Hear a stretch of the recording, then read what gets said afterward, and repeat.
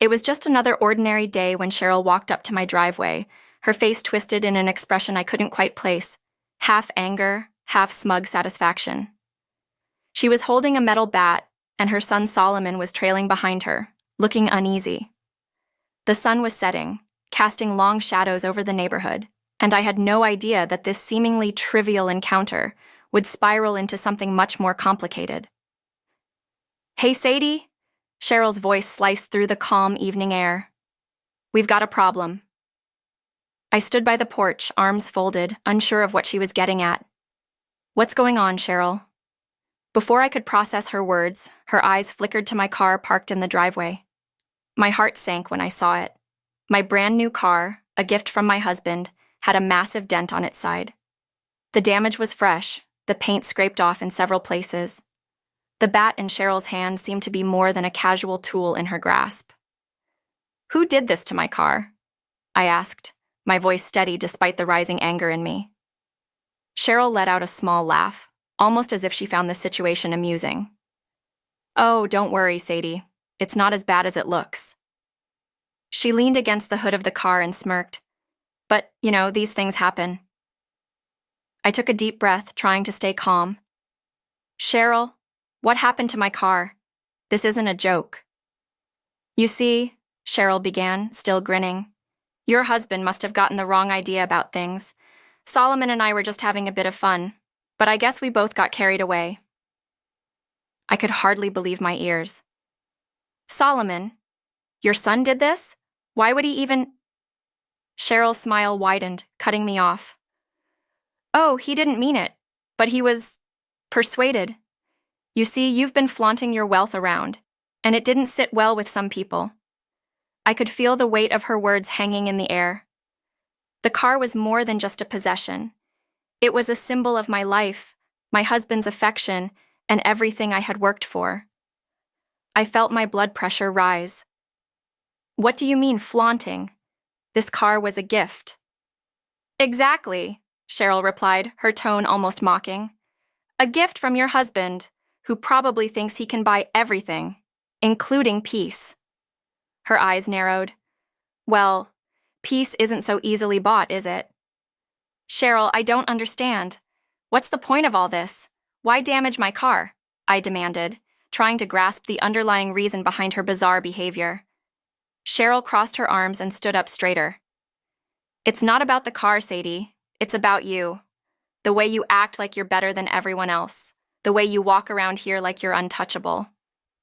Well, here's a little reminder for you. You're not." I stood frozen for a moment, trying to process her words. It was clear that this wasn't just about the car. There was something deeper, something more personal to her. And that was when I realized Cheryl had been jealous of me all along. From the moment I moved into this neighborhood, she had resented my success, my marriage, and everything I had that she didn't. I had no idea how far she was willing to go to express that jealousy. "Cheryl, you're acting like a child. I don't know what your problem is, but this isn't the way to solve it." At this, she laughed again, a cold, humorless laugh. "Oh, you think this is about solving things? No, Sadie, this is about teaching you a lesson." I felt a chill run down my spine. "What lesson?" Before she could answer, her son Solomon stepped forward, his eyes downcast. "I didn't mean to," he muttered, barely audible. "What do you mean, Solomon?" I asked, kneeling in front of him, trying to make sense of his words. Cheryl's eyes flickered, but she didn't say anything. Solomon's voice wavered as he spoke again. "Mom, she told me to hit the car. She said if I didn't, she'd kick me out of the house." The revelation hit me like a slap in the face. "What? Cheryl, you forced your son to do this?" Cheryl's face darkened and she finally dropped the pretense. "He needed to learn. Maybe if he understands that things aren't always as easy as they look, he'll stop being so soft." I stood up quickly, the anger boiling inside me. "This is insane. You manipulated your own son into doing something like this? What kind of mother are you?" Cheryl scowled. "The kind who knows how to teach a lesson." But my focus shifted back to Solomon. His eyes were red, and I could see the guilt written all over his face. Solomon, I'm so sorry you were put in this position. You didn't deserve any of this. His eyes welled up with tears, and he sniffed. I didn't want to do it. Mom said I had no choice. She said I'd never get anything if I didn't listen. The truth hung in the air, thick with the weight of Solomon's words. Cheryl had been pushing her son to fulfill her own desires, no matter the cost to him. As much as she tried to cover it up, it was clear that her jealousy had spiraled out of control, affecting everyone around her. Enough, I said firmly, turning to Cheryl. I want you to pay for this damage. You and your son. This isn't just a simple mistake, it's a deliberate act. Cheryl smirked. What are you going to do? You think you can intimidate me with your wealth? Just as I was about to respond, a black car pulled up in front of my house. A large man stepped out of the vehicle, and Cheryl froze when she saw him. I could tell she recognized him. The man, who I had never seen before, walked toward us with a calm but commanding presence. What's going on here? He asked, his voice low but sharp. Who is that? Cheryl stammered, her face suddenly pale. I turned to face her and spoke without hesitation. That's my husband's boss.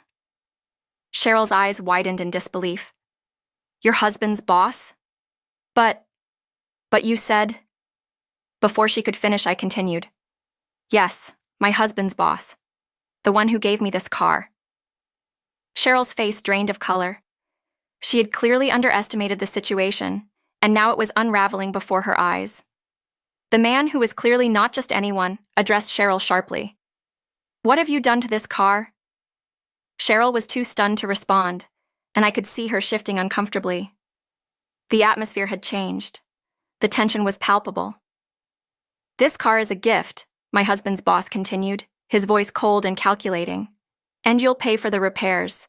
You will also make sure your son understands that his actions have consequences.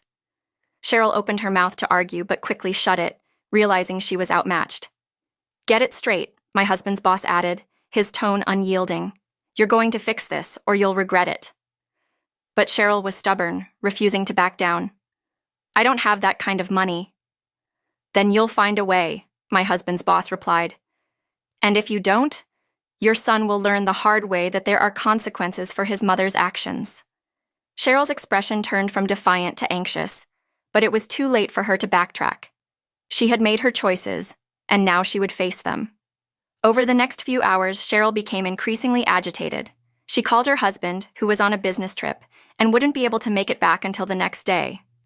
But Cheryl's anxiety only grew as she waited. By the time her husband arrived, it was clear that the situation had completely spiraled out of her control.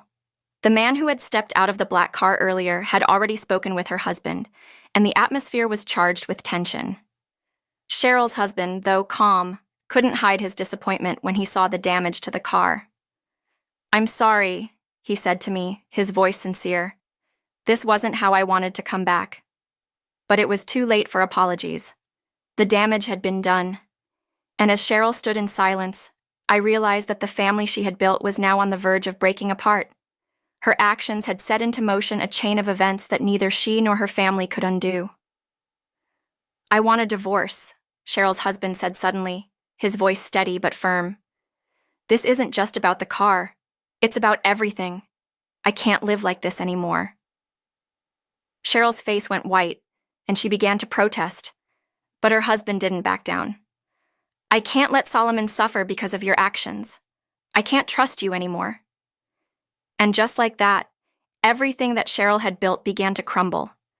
The husband she had manipulated, the son she had used as a pawn in her petty games, all of it fell apart in front of her.